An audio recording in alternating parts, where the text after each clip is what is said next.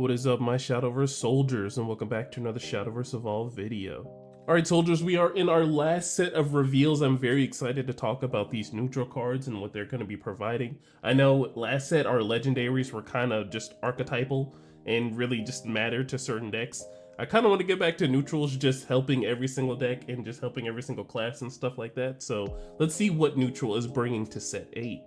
Alright, and the first card we're looking at is Alterchaotica Arbiter, so it's a 5-cost 5/5. You can evolve him for 2, but when he comes into play, you declare any number, vary the top 5 cards of your deck, deal X damage to each enemy following on the field. X equals the number of cards buried this way that cost the declared number. Alright, so unfortunately, neutral does not have any of the class switches, which is, kind of sad, but that's okay. But outside of that, in the neutral class, this is going to be a very good card to help out in the 2-cost Abysscraft deck, just because you're going to really be filling up your entire deck with 2-cost cards. So imagine you hit top 5 with 2-cost cards, and now you can deal 5 damage to the entire enemy board.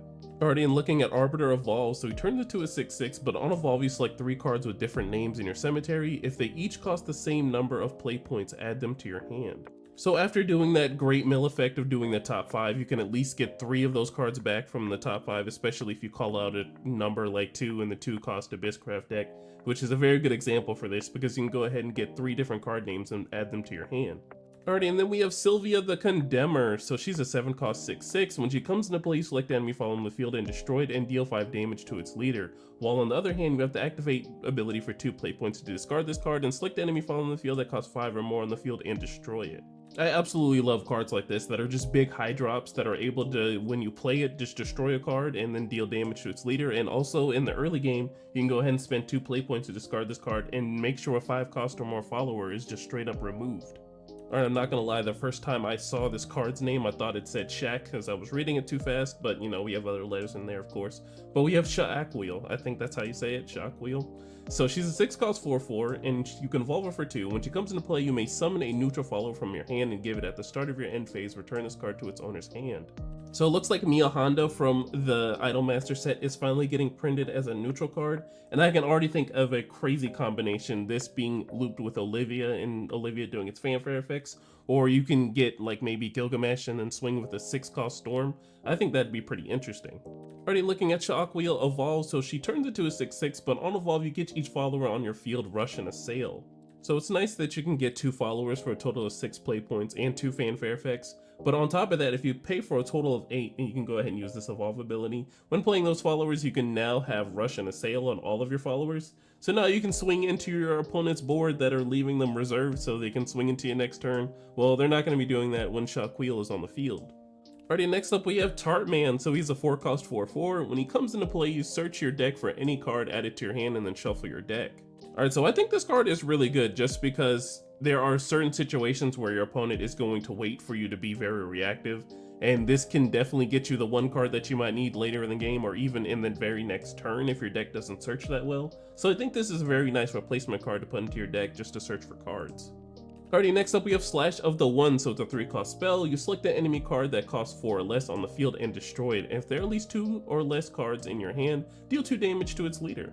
So it's nice to see that Jerry is getting some love in the neutral class like the other crafts that we've seen in the past. So now we have a 3-cost spell that can remove a 4-cost follower, and then if we meet the Jerry, effects to have at least 2 cards or less in hand, you can now deal 2 damage to its leader with the spell.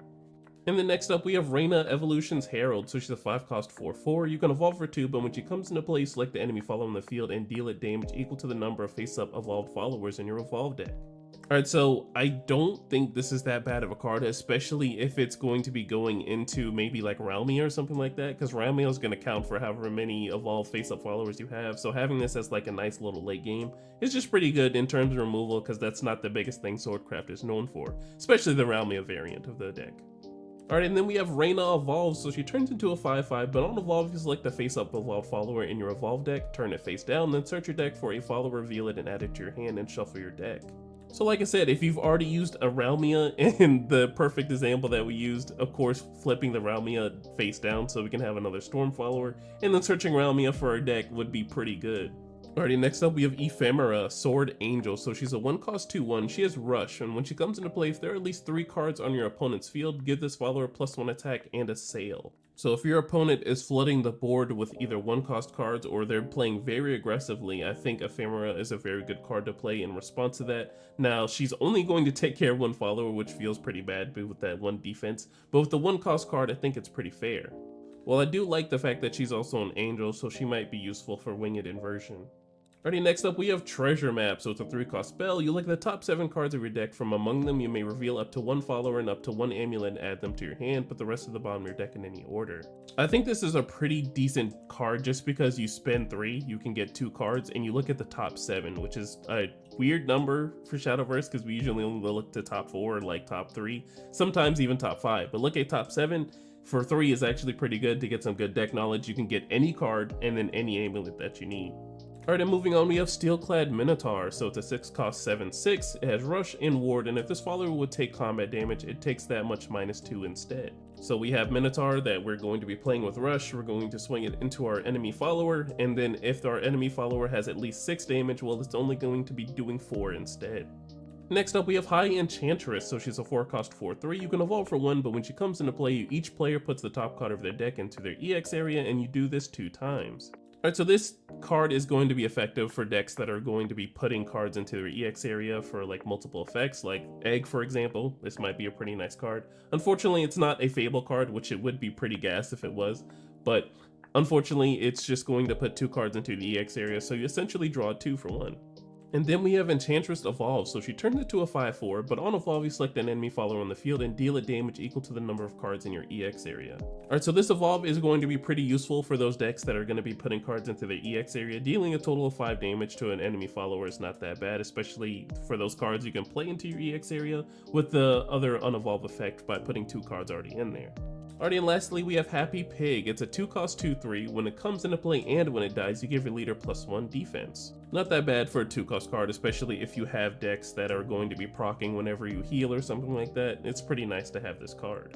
Alright, and this is the Tartman UR. You heard me correctly. This is Tartman. The meme of the Tartman looking like that in the gold is now in UR form, and it looks pretty good. This is Tartman's final form. I don't know what the lore or story is behind this, but Tartman is looking pretty good. Now, if you're wanting to pull this card, I hope you pull maybe the 1 or 2 that you need. Or if you have a full playset, then you know you're a freak. Stay away from me. Just kidding. I love all of you.